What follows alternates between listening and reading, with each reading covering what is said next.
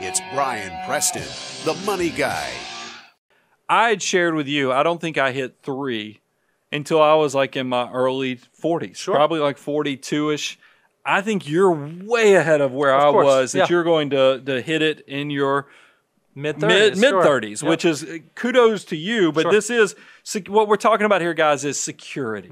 This is where you're not having to sweat the small stuff as much as you were in steps 1 and 2 on this journey towards what level of wealth are you at? Yeah, not only did you like build your plan in the strategy phase, but now you even have kind of like your contingency plan, and you're starting to think about your exit plan, and you begin to even see some excess in your systems. It's not anymore about, okay, well, what do I do with the next dollar? It's, oh, wow, I've done the automated savings. I have all the pieces going in the right places, and hey, there's a little bit extra left over. There's a little bit of cream. There's a little bit of froth in my financial situation. Maybe I can feel a sense of security in that. This is hopefully when you go that road less traveled of actually saving for the future. This is where I'm hoping that you don't feel that messy middle as much. Because it does happen. I get it, guys. There's a lot of things that are going on initially, especially in your 30s. For me, it was my 30s because you buy your nice house, you have kids. You know, so it's just you got things going on in your job with lots of responsibilities. So there's all kind of things pulling at you. I'm hoping that by the time you reach stage 3 with security, you're kind of coming out the other side of that, and you've got the big stuff nailed down. You've got the job, the house. You figured out how to be smart with your debt. You're not falling in some of those traps that the majority of Americans struggle with. Now, remember, we talked about in the first stability stage, half of Americans don't even get there. And then you get to the strategy. I do think security is one of those stages where you can kind of start doing some reflection. And you can start kind of, you can't celebrate because you haven't crossed the finish line.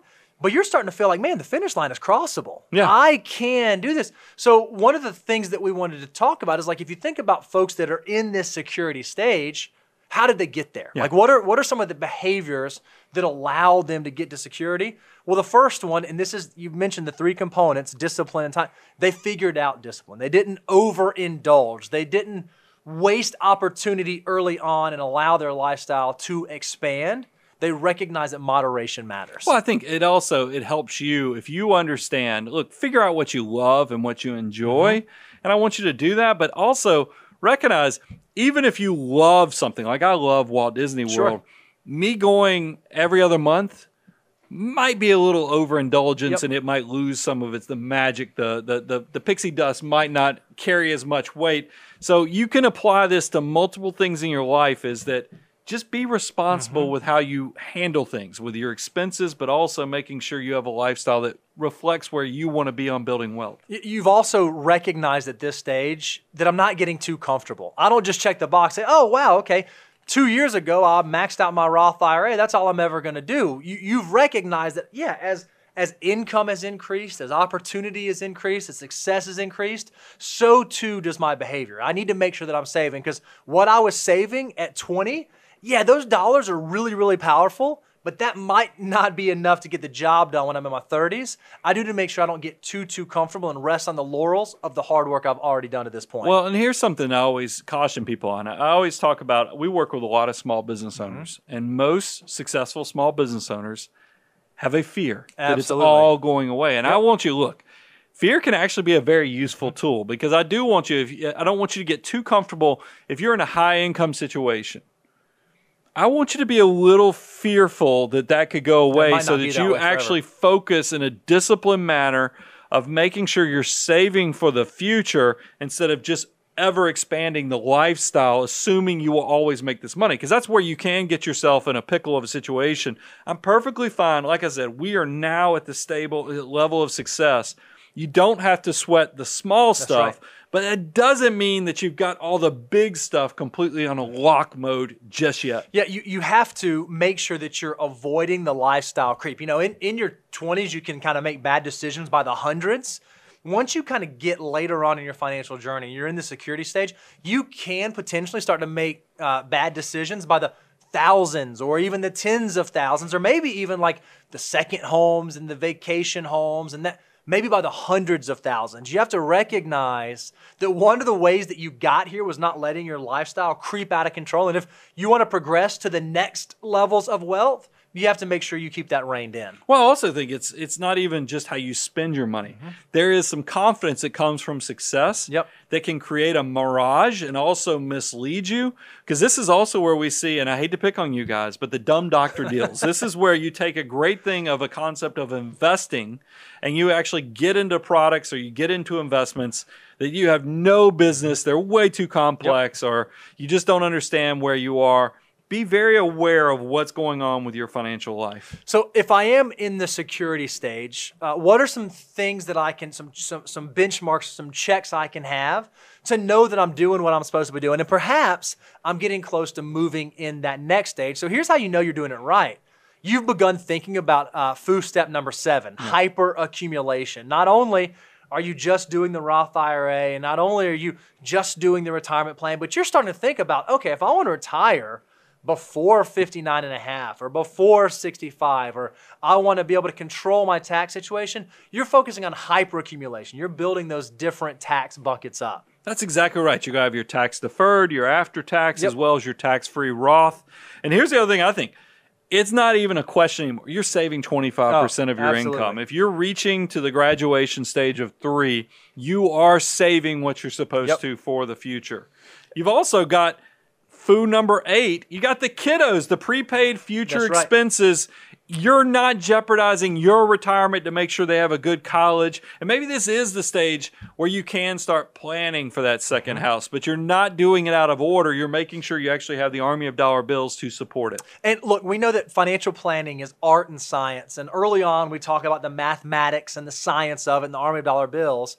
But once you are doing the things that you know you're supposed to be doing and you've made it through the 8 steps of FOO, in that 9th step, if you so choose, you can start thinking about satisfying low interest debt. Maybe one of your goals is to be debt-free. In the security stage, this is where you can start to do that and make that decision and recognize you're not sacrificing the future opportunity for yourself by satisfying that low interest debt. And that's why we have a big line in the sand moment right around 45. Sure. I think people who are under 45, you're supposed to be taking some financial risk in your life to grow your assets, your army of dollar bills. The compounding growth reflects the premium you will get on making your money work for you. So respect that. Make sure that you are putting those those army of dollar bills to work by investing the money. I do think once you get over 45 and you've done all the right things, you've built up your army, you can start mitigating risk by paying down this low interest debt. That's why we have these rules in there, is because it reflects not only where you are in your success, but also where you are in your risk profile so that you kind of encompass it all and don't leave something behind. Now, it's a maximization strategy. Another thing that I think happens inside of this security stage is you're not at abundance yet. We'll talk about that in a moment. But you've begun to develop the beginnings of an abundance mindset. You started to really understand, oh, wow, there's something to living in abundance. Yeah, because here's the greatest thing. Charity is probably very deliberate in your mind because there is something to the old adage, it's better to give than to receive. So charity, by the way, I consider that kind of step 0 of financial order of operations. I want you giving along the way, but I want you to even kick that up a notch above and beyond once you reach this level. And I also think it's great, and this is one for you, Bo, when you get to this stage, if you want to go get a Starbucks multiple times a week, go knock yourself out. You're not sacrificing anything. Nobody's talking to you about the latte effect. You can go do the small stuff, and you don't have to sweat it whatsoever because you're financially secure enough that it's okay. That's exactly right. Those small purchases aren't going to derail you. And I don't want to say that you don't have to defer gratification, but in this stage, you can start enjoying. I mean, 20-year-old Bo Hansen probably should not have gone to Starbucks a ton. It's okay if Bo Hansen these days is going because it's not making me sacrifice doing all the things I'm supposed to do. That's part of moving towards the security stage. This is also, I mean, look, cars are controversial. We've told you they're financial napalm. They can ruin you. But if you've done all the right things, look, it's a horrible investment. We know over the first 5 years that you own the car, it's going to lose 60% of its value. But that doesn't mean that look, if you want to own a Tesla, but you've respected everything else in your financial order of operations, at this level, you can afford to do it because you're going to pay it off within that 12 months.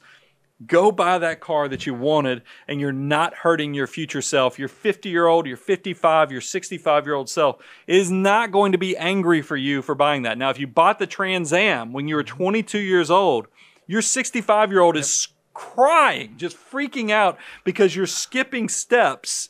I don't think 22-year-olds are buying Trans Ams anymore, but I was like, but I wasn't going to make fun of you, but it is. But that's the thing that realize. South Atlanta. I'm older, but I'm just telling you, you want to make sure that you're being very disciplined, respecting that step in your wealth creation. But this is the level you might be able to start loosening up a little bit.